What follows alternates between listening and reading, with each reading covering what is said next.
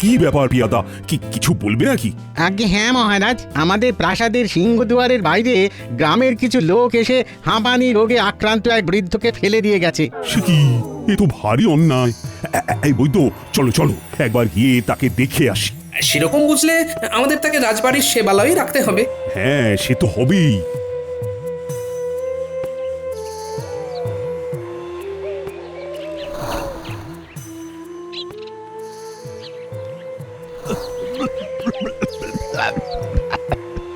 বাবা, এনাকে তো দেখেই মনে হচ্ছে ভীষণ অসুস্থ।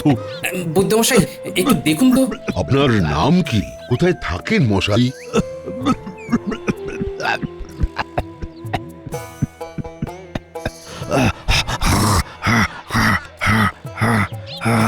উনি তো শুধুই কাশছেন। মহারাজ আপাতত এনাকে রাজপ্রাসাদের সেবালয়ে রাখার ব্যবস্থা করুন। এনার দ্রুত চিকিৎসার দরকার। মহারাজ, কি দরকার এসব ঝামেলা মাথায় নেওয়ার? এই মন্ত্রী, তুমি এসব কি বলছো শুনি? শোনো, তুমি এরকম অমানবিক হতে পারো, কিন্তু আমি নই। আপনাকে তো আর সেবা করতে হচ্ছে না, তাই আপনি নিজের মুখটা বন্ধ রাখুন। এই যে পেয়াদারা, তোমরা এনাকে নিয়ে যাও। ওই তো, তুমি তাড়াতাড়ি চিকিৎসার বন্দোবস্ত করতো।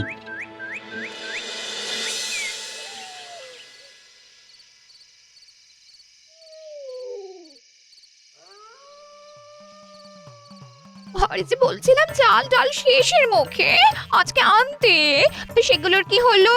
এত তাড়াতাড়ি চাল ডাল এসব শেষ হচ্ছে কি করে? আমি নিশ্চয়ই কাঁচা চাল ডাল মুচো করে খেয়ে রাখি না। তুমি তো জানোই ঘরে এখন অতিরিক্ত দুজন মানুষ এসে রয়েছেন। আরে ওইটাই তো কথা, ওই দুজন বুড়ো বুড়িকে খাওয়াতে গিয়ে আর তাদের বাতের ব্যথার মালিশের তেল কিনতে গিয়ে শুধু খরচ আর খরচ। আর কতদিন চলবে? ছি ছি ছি, তুমি এইরকম করে আমার পিসি ঠাকুমা নকাকার নামে কটু কথা বলতে পারলে? তোমাকে তো আর কষ্ট করে রাজকোষ থেকে মোহর সরাতে হয় না। আমি জানি কতটা কষ্ট এবং কায়দা করতে হয়। বুঝেছি বুঝেছি, তুমি আসলে ভেবেছিলে যে আমার নকাকা আর পিসি ঠাকুমা তোমায় থলে থলে মোহর দেবেন, সেই লোভে তুমি ওনাদের থাকতে দিয়েছো।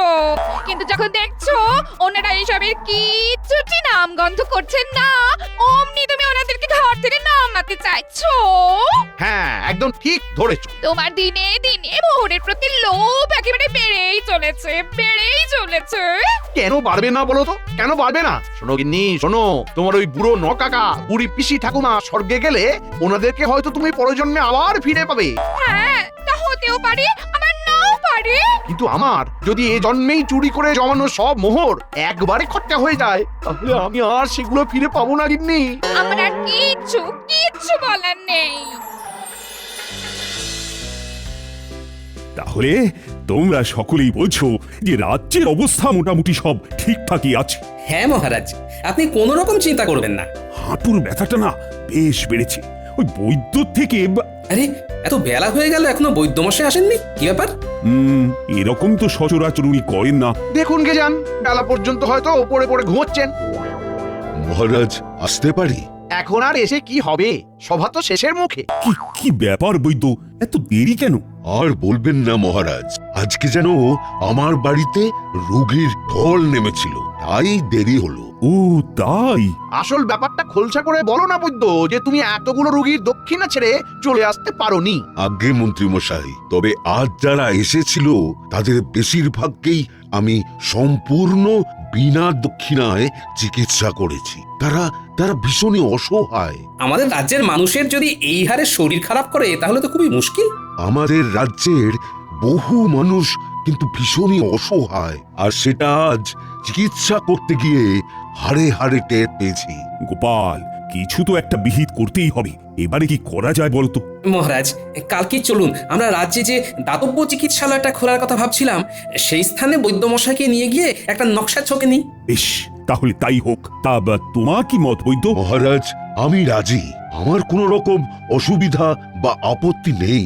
অসহায় ও অসুস্থ মানুষদের পাশে দাঁড়ানোর জন্য এর থেকে ভালো পদক্ষেপ আর কিছুই হতে পারে না মহারাজ। বেশ, তাহলে আজকের মতো এখানেই সভার কাজ শেষ করছি। কালকে সবাই কিন্তু ঠিক সময় হাজির হয়ে যেও। মহারাজ শুধু আমায় ছাড়া আর অন্য সব ব্যাপারে দরদি হয়ে ওঠেন।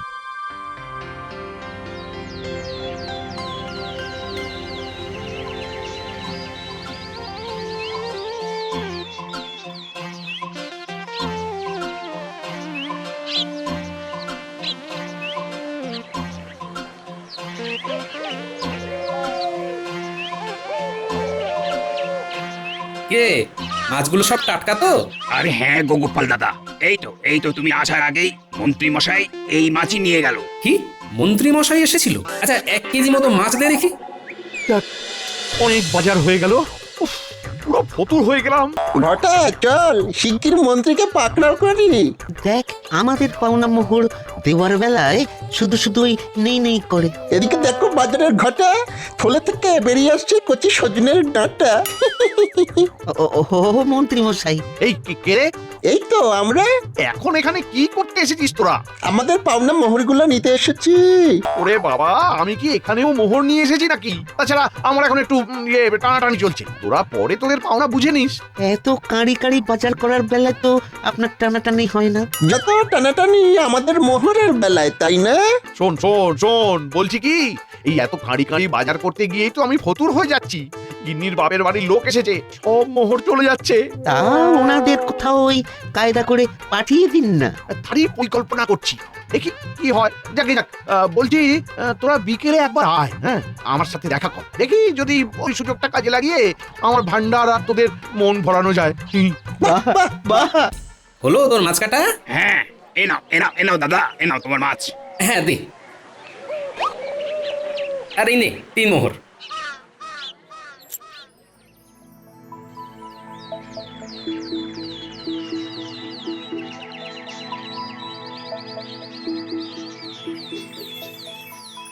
কি হে, সবাই এসে গেছো তো? তাহলে এবার রওনা দি।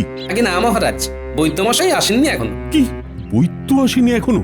কিন্তু আজ যে একটা শুভ দিন। আগে মহারাজ, আমার মনে হচ্ছে বৈদ্যমশাইয়ের বাড়িতে আজও অনেক রোগী এসেছে। কি ব্যাপার বলো তো? কৃষ্ণনগরে কি ইদানিং খুব বেশি মানুষই অসুস্থ হচ্ছে?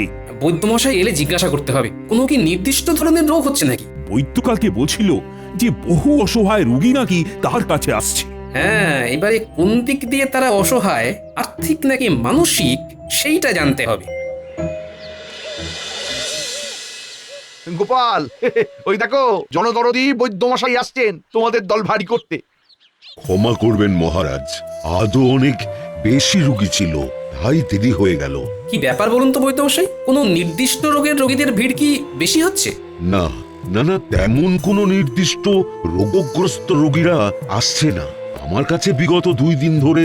হ্যাঁ হ্যাঁ হ্যাঁ হ্যাঁ হ্যাঁ, বলো তো বৈদ্য, তোমার কাছে কি এমন রোগের রোগী আসছে যাদেরকে সামলাতে গিয়ে তুমি একেবারে হিমশিম খেয়ে যাচ্ছ? মহারাজ, যেহেতু বর্ষাকাল আসছে তাই রোগের প্রকোপও বাড়ছে, সেই জন্যে রোগীর সংখ্যাও বেড়েছে। তবে গতকাল বা আজ এমন কিছু রোগী এসেছে যাদের কিছু জনের ভীষণই আর্থিক অভাব, আবার কেউ কেউ প্রতিবন্ধী, অর্থাৎ সবার সব অঙ্গ ঠিকঠাক সঞ্চালিত হয় না। এবং শুধু তাই নয়, এরা কেউ কেউ আবার আশ্রয়হীন এবং বাড়ির লোকেরা কেউ দেখে না। বাবা, এরকম রোগীর সংখ্যা বুঝি অনেক? অনেক না হলেও বেশ কিছু সংখ্যক তো রয়েছে। গুরুতর অসুস্থ হওয়ায় কষ্ট করে ওরা দেখাতে এসেছে। আমরা তো এদের ব্যাপারে সবসময় জানতেও পারি না। এছাড়া আমার কাছে যেসব প্রতিবন্ধী রোগীরা এসেছিলেন তারা প্রত্যেকেই বয়স্ক। এমনিতেই বয়স হয়ে গেলে নানা রকমের অসুবিধে দেখা দেয়। না না না না, আমি বেঁচে থাকতে আমার রাজ্যে বিনা চিকিৎসায় বিনা সেবায় কোনো শারীরিকভাবে অক্ষম ব্যক্তিকে আমি মরতে দেব না। মহারাজ, যারা আর্থিকভাবে ভুগছে তাদের জন্য তো দাতব্য চিকিৎসালয় খোলা হচ্ছেই। হ্যাঁ, আর যতদিন না তৈরি হচ্ছে এই চিকিৎসালয় ততদিন বৈদ্য বিনা মোহরেই তাদেরকে চিকিৎসা করুক। এর জন্য আমি না হয় বৈদ্যকে অতিরিক্ত কিছু মোহর দক্ষিণা হিসেবে দিয়ে দেব। সে না হয় বুঝলাম মহারাজ, কিন্তু শারীরিকভাবে অক্ষম আশ্রয়বিহীন বৃদ্ধ বা বৃদ্ধাদের কিছু একটা পারলে ব্যবস্থা করুন।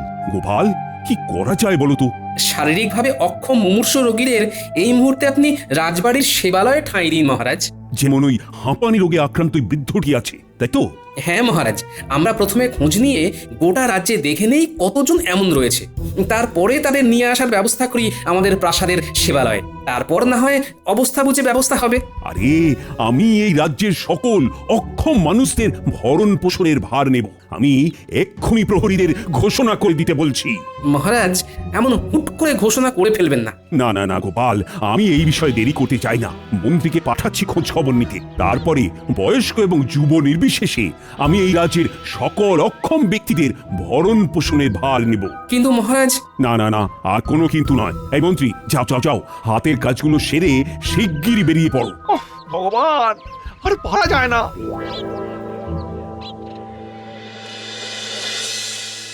এই ঘটা আর কতক্ষণ দাঁড়াবো রে? আর একটু দাঁড়াতেই হবে, না হলে মন্ত্রী কখন এখান দিয়ে গড়ে চলে যাবে ধরতেও পারবো না। হ্যাঁ, আর মোহরগুলো পাওয়া হবে না। কিন্তু সেই সকাল থেকে দাঁড়িয়ে আছি, মহারাজকেও তো বেরোতে দেখলাম না, অথচ মন্ত্রী বলেছিল বেরোবে। এই এই ঘটা, মন্ত্রী আসছে, ওই দেখ। চল চল গিয়ে পাকড়াও করি। উফ, এদের আর বুড়ো বুড়ি নিয়ে আদিক্ষেত আর শেষ হয় না। আরে ও মন্ত্রী মশাই, কোথায় যান? আমাদের দিকে একটুখানি তাকান, সেই সকাল থেকে দাঁড়িয়ে। ও ও, তোরা ঠিক এসে গেছিস? মোহরের টানে কি আর না এসে পারি? শোন শোন, আজ মহারাজ বাইরে যাননি, তাই আমিও সুবিধা করতে পারিনি। এখন কাজে বেরোচ্ছি, পরে আসিস। হ্যাঁ, কি কাজ মন্ত্রী মশাই? গোপালের বুদ্ধিতে মহারাজের মনে হয়েছে যে আমাদের রাজ্যের সকল আশ্রয়হীন ও শারীরিকভাবে অক্ষম অসুস্থ মানুষদের ভরণ পোষণের ভার নেবেন। বাহ, এ তো বেশ ভালো কথা, কিন্তু তার জন্যে আপনি চললেন কোথায়? শারীরিকভাবে অক্ষম রোগী সাথে নাকি? ধুর, আমার উপর ভার পড়েছে রাজ্যে কতজন এমন রুগী আছে সেই খবরটা নেওয়ার। মন্ত্রী মশাই, এইটাই আপনার সুবর্ণ সুযোগ, মোটে কিন্তু হাতছাড়া করবেন না। কেন রে ঘটা? আমার এতে কি সুরাহা হবে শুনি? মহারাজ যখন অক্ষম ব্যক্তিদের ভরণ পোষণের ভার নেওয়ার সিদ্ধান্ত নিয়েছেনই, তখন এই সুযোগে আপনার বাড়ির ওই 2 অতিথিকেও মহারাজের সেবালয়ে পাঠিয়ে দিন। মন্দ বলিসনি, মন্দ বলিসনি, কিন্তু কিন্তু ওনারা তো সুস্থ, শারীরিকভাবে অক্ষম তো নয়। আরে বাবা, অভিনয় করতে দোষ কি? আমি তো ভাবছি কিছু সুস্থ লোককেও এইরকম অক্ষম সাজিয়ে রাজ সেবালয়ে পাঠিয়ে দেব। রাজবাড়ির 2 বেলা খাওয়া, ওদের দ্বারা আমরাও কিছু অতিরিক্ত খাবার পেয়ে যাব। মন্ত্রীমশাই, একটু ভেবে দেখুন ব্যাপারখানা। ভালোই বলেছিস। দাঁড়া দাঁড়া, কাজ থেকে ফিরেই তোদের বৌঠানকে এই কথাটা বলতে হবে। ঠিক আছে, আজ আসি। হ্যাঁ, কদিন পরে এসে মোহর নিয়ে যাস, কেমন? কিরে বটা, তুইও আসবি নাকি ওই পা ভাঙ্গার নাম করে? তা এলেই হয়, মন্ত্রী মশাইও চমকে উঠবে।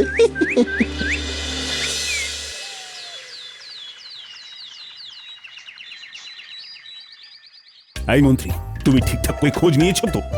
মহারাজ, আপনি একদম নিশ্চিন্তে থাকুন, আমি সকল অক্ষম ব্যক্তিদের ব্যাপারে খোঁজ নিয়েছি। এছাড়াও প্রহরীরাও খবরটা গোটা রাজ্যে ঘোষণা করে দিয়েছে। বেশ গোপাল, সেবালয়ে সব ব্যবস্থা প্রস্তুত তো? হ্যাঁ মহারাজ, নিশ্চিন্তে থাকুন। তবে আমার এই ব্যাপারে একটু সন্দেহ আছে যে কতজন আসল আর কতজন নকল প্রতিবন্ধী আমাদের সেবালয়ে এসে উঠবেন। ছি ছি গোপাল, আবার তুমি সেই এক কথা বলছো? চোখের সামনেই তো দেখলি মন্ত্রী কেমন পাল্টে গেল। অপরাধ নেবেন না মহারাজ, যা মনে হয়েছে তা বললাম। মহারাজ, শিগগির সেবালয়ে চলুন, রুগী তথা অতিথিরা এসে পড়বেন একটুবারেই।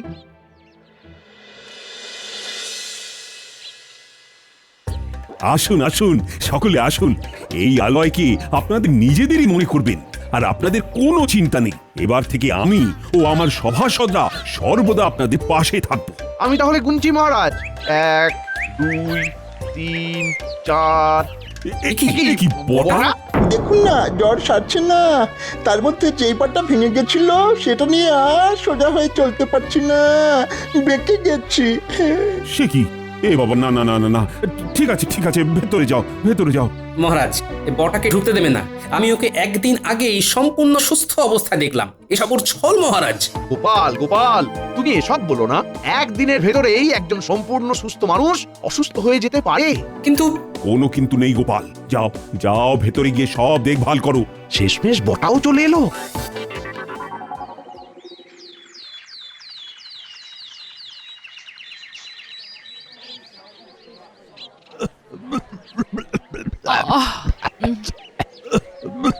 কি হাঁচি কাশির আওয়াজ আসছে সেবালয় থেকে।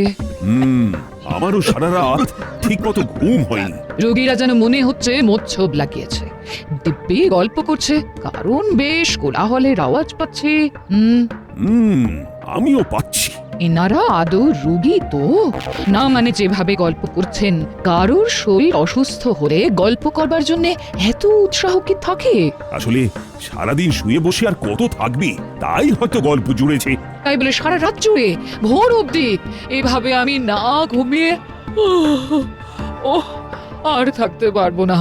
আপনি কিছু একটা ব্যবস্থা করুন মহারাজ। হা কপাল, করতে চাই এক আর হয়ে যায় আর এক।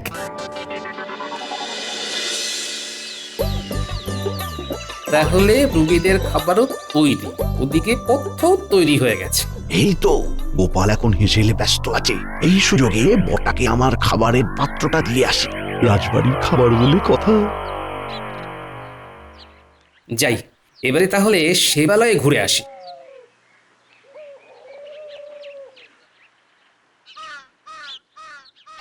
আরে ওটা মন্ত্রী না? হাতে খাবারের পাত্র নিয়ে সেবালয়ে ঢুকছে কেন? তবে কি কোনো ফন্দি আছে? যাই, আড়ি পাতি।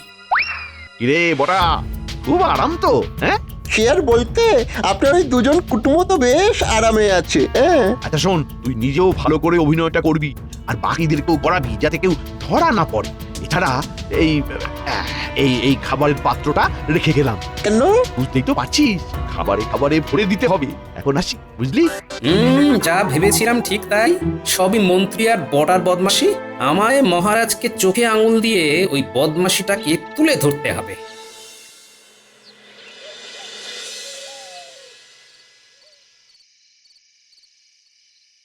বলো দাদু, আমাদের ডেকেছিলে? কোনো দরকার ছিল কি? দরকার মানে ভীষণ দরকার।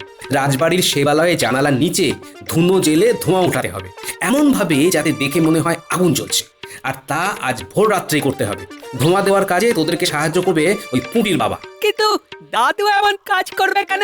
মহারাজকে নিজের চোখে মন্ত্রী মশাইয়ের ষড়যন্ত্রটা দেখাবো বলে। রাজ সেবালয়ে কিছু শারীরিকভাবে অক্ষম প্রতিবন্ধী ছাড়াও এমন কিছু মানুষ এসেছে যারা সম্পূর্ণ অভিনয় করছে। হ্যাঁ আচ্ছা, তাহলে বুঝি ওরা একদম সুস্থ? হ্যাঁ, রাজবাড়ির আরাম আর খাওয়া দাওয়া কে না চায় বল? এই ভাবনাটা আমার আগে থেকেই ছিল, বুঝলি? মহারাজকে বলেও ছিলাম, উনি বিশ্বাস করেননি। কিন্তু আজ নিজের কানে মন্ত্রী আর বটার কথা আমি শুনেছি, তাই আর ছাড়বো না। সব বদমাশি একবারে ফাঁস করবো। চিন্তা করো না দাদু, আমরা আছি তোমার সাথে। তুমি হাত দিলেই চলে আসবো। দাদু, আর একটু পরেই ভোর হবে, আর তখনই ধুনোটা জ্বালতে হবে। একদম একদম। আরে ওরা কারা? মন্ত্রী আর ঘটানা? হ্যাঁ তাই তো, সাথে বড় বড় দুখানা ঝোলা। হেসেলের দিকে যাচ্ছে। নিশ্চয়ই আনাজপাতি চুরি করবে। ও মন্ত্রী মশাই, বলছি এই আলু আর পেঁয়াজ ছাড়াও আরো যেসব আনাজপাতি আছে সেগুলো কি ওই বস্তায় ঢোকাবো? হ্যাঁ হ্যাঁ, সব ঢোকা সব ঢোকা, যতদিন না বাজার করতে হয়।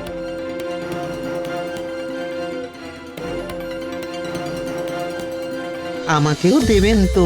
সব পাবি, এখন হাত চালা দেখি। পুটির বাবা, ধুনোটা চালাও দেখি। হ্যাঁ, তাহলে ধরাচ্ছি। আগুন আগুন, জোরে জোরে চিৎকার শুরু করো।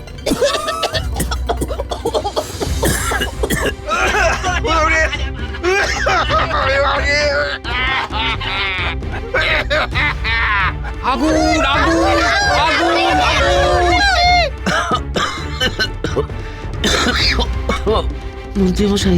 মন্ত্রী মশাই মনে হচ্ছে আগুন লেগেছে। হ্যাঁ হ্যাঁ, এত ধোঁয়া, উড়ে বাবা, এই পালাই পালাই। আরে বাবারে, কি ধোঁয়া! সেবালয়ে যেতে হবে। ওখানে ওখানে সব অসুস্থ মানুষ, সবাইকে রক্ষা করতে হবে। আগুন আগুন! পালাও পালাও। উফ, আমাকে আমাকে কেউ তোলো। আমাকেও কেউ তুলে দাও। আসুন মহারাজ, উঠুন। ওদিকে আপনি যাদের অক্ষম রুগী ভেবেছিলেন, মন্ত্রী মশাই তাদের জন্য আনা কাঁচা আনাজপাতি ঘটাকে নিয়ে চুরি করতে এসেছিলেন।